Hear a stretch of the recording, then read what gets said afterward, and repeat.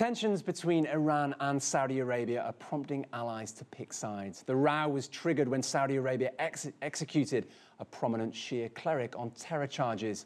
The two countries have cut all ties, and now their allies are deciding who to back.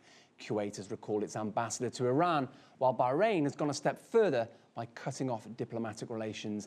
And that's driving concerns about the economic impact of the fallout. Nathan King has more. After protests at the Saudi Arabian embassy turned violent, Riyadh reacted. It said the embassy attack was part of a wider pattern of Iranian aggression, not only cut diplomatic ties, but also trade and transport links.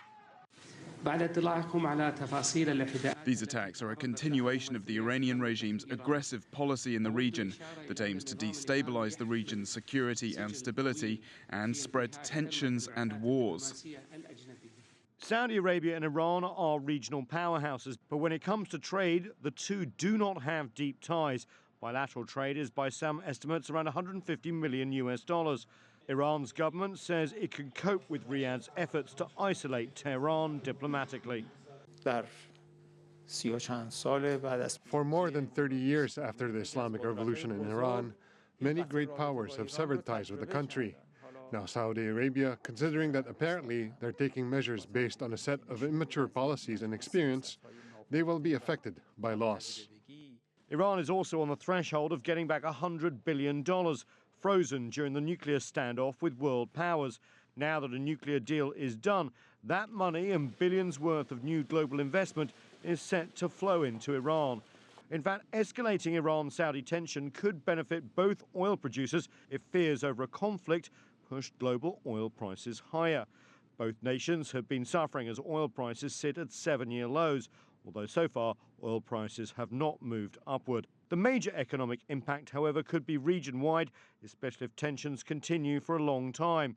Washington wants Saudi-Iranian cooperation to help end Syria's 5-year civil war, and the spat threatens to splinter the delicate international coalition against ISIL. Well, Nathan joins me now on set. Nathan, despite the fact it sounds very dramatic, these two countries cutting diplomatic relations, you're seeing a little bit of movement in the last 24 hours. Yeah, you're absolutely right, Owen. From President Rouhani to other officials also in Iran, you are starting to get a feeling they want to manage this crisis. They have promised a full investigation into the attacks on the Saudi Arabian embassy in Tehran and elsewhere, and also lots of talk in the Iranian media about how the fact that the emphasis is now looking at what happened in Tehran with the embassy rather than the killing of the Shia cleric that started this whole thing. So you can see there's some sort of movement sort of trying to manage the tensions downward. Nathan, you mentioned the numbers in your report there. It's not a huge amount of trade between these two countries.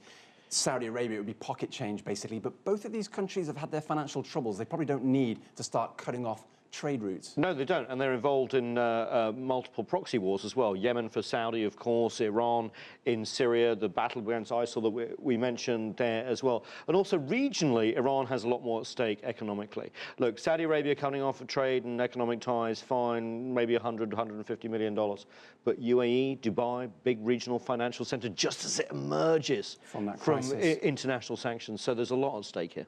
Thanks, Nathan.